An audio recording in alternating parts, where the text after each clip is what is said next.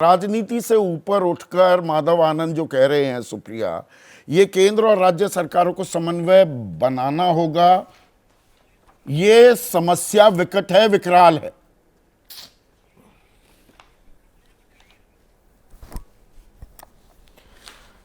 धन्यवाद आप सबका नमस्कार मेरा। और मुझे खुशी है ये देखकर कि भारतीय जनता पार्टी के घटक दलों को भी अब लगने लगा है कि बेरोजगारी एक भयावह समस्या है।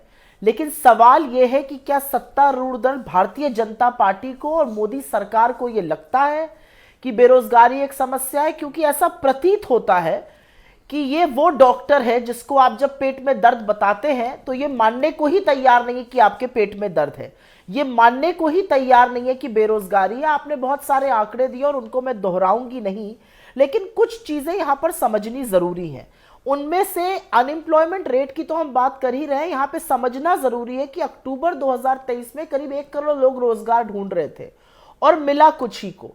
और यही नहीं, जब वैश्विक बेरोजगारी की हम लोग बात करते हैं तो हम कहीं ना कहीं ये भूल जाते हैं कि पड़ोसी देशों से ज्यादा बेरोजगारी प्रतिशत वाइज हिंदुस्तान में है।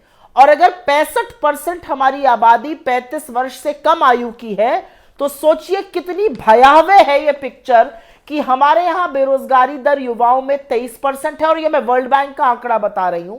पाकिस्तान में 11% है, बांग्लादेश में 13% है, भूटान में 14% है, चाइना में 13% है।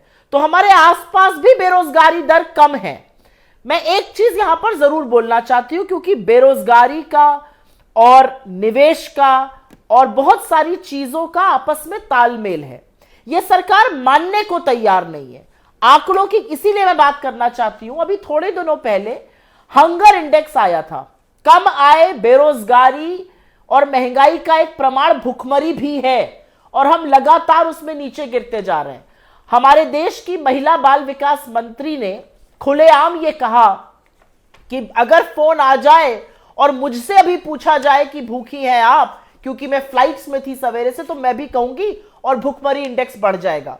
उनको यह भी नहीं पता कि चाइल्ड स्टंटिंग, चाइल्ड वेस्टिंग और इन्फेंट मोर्टालिटी रेट और चाइल्ड मोर्टालिटी में की वजह से ये इंडेक्स बनता है। सुप्रिया, तो पर बीच में एक इंटरवेंशन मैं करना चाहूंगा। सुप्रिया,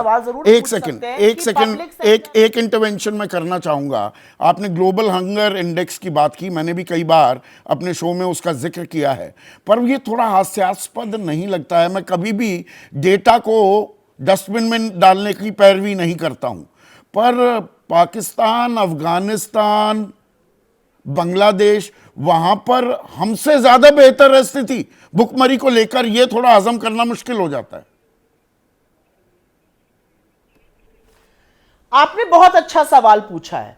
वो हजम करना मुश्किल हो जाता है, लेकिन यह भी सवाल है कि क्या भारत सरकार की सबसे प्रमुख मंत्री ये कहेंगी कि लोग फोन कर करके पूछते हैं उससे पता चलता है भुखमरी?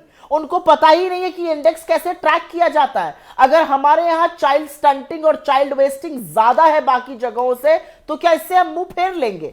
मैं बेरोजगारी की बात को आगे बढ़ाना चाहती हूं। यहां पर कहा जा रहा है, आज छत्तीसगढ़ का मैनिफेस्टो रिलीज किया है भारतीय जनता पार्टी ने और कह रहे हैं कि रिक्त पदों को भरेंगे। अरे सरकार, कितने रिक्त पद खाली है केंद्र सरकार में? उनको कब भरिएगा? आज कह रहे हैं 500 रुपए में सिलेंडर देंगे छत्तीसगढ़ में। 10 राज्यों में सरकारें हैं, दे दीजिए हर जगह 500 में सिलेंडर। दिक्कत की बात यह है कि कहीं पे कुछ कहेंगे, कहीं पे कुछ और कहेंगे, समस्या को स्वीकारेंगे नहीं। और एक बात बहुत यहां पर इंपॉर्टेंट है डिस्कशन करना, हम सिर्फ सरकारी नौकरियों की बात नहीं कर रहे हैं। आज की तारीख में इन्फोसिस, विप्रो और टीसीएस जो बड़े रिक्रूटर्स होते हैं, इन्होंने कह दिया अब हम कैंपस से रिक्रूट ही नहीं करेंगे। आप सोच सकते हैं किस भयावह फेज में हम एंटर कर रहे हैं। और क्या सरकार इसका संज्ञान ले रही है? क्या सरकार को सनद है कि ये सारे जो ग्रेजुएट्स निकलेंगे, चाहे इंजीनियरिंग ग्रेजुएट्स हो या अदरवाइज, क्योंकि 42.3% graduates in India are unemployed. तो क्या सरकार को यह सनद है कि प्राइवेट सेक्टर में भी ये तो सरकार में मैं सरकारों शब्द जोड़ना चाहूंगा। राज्य और केंद्र सरकार में समन्वय की क्या जरूरत नहीं है सुप्रिया? एक दूसरे के कमीज पर, दामन पर दाग ही गिनाते रहेंगे। और सरकारी नौकरियां जी 7,22,000 भर्ती की 8 साल में मोदी सरकार में, तो 2004 से 2013 तक का आंकड़ा बता रहा हूं, मनमोहन सरकार का, कांग्रेस की अगुवाई वाली सरकार में 6,245,000 लोगों को नौकरी दी गई थी। आपने बिल्कुल सही कहा कि समन्वय स्थापित करना जरूरी है।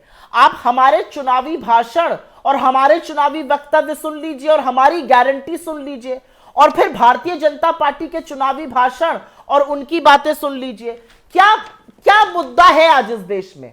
मेरे हिसाब से इस देश में मुद्दा आज बेरोजगारी है, महंगाई है, आर्थिक असामान्यता है, जलता हुआ मणिपुर है, कहीं कहीं महिलाओं का शोषण है, अडानी का महाघोटाला है। लेकिन सरकार के लिए क्या मुद्दा है?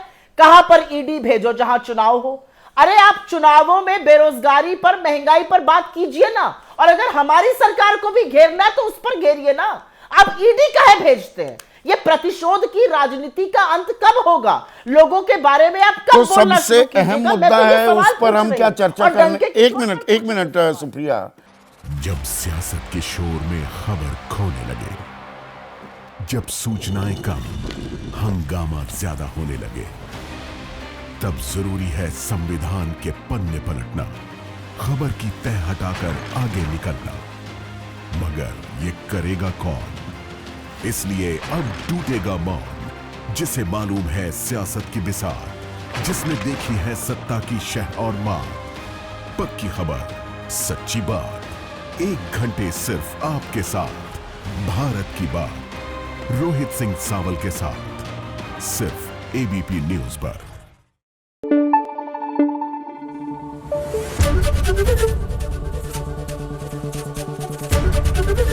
एबीपी न्यूज आपको रखे आगे।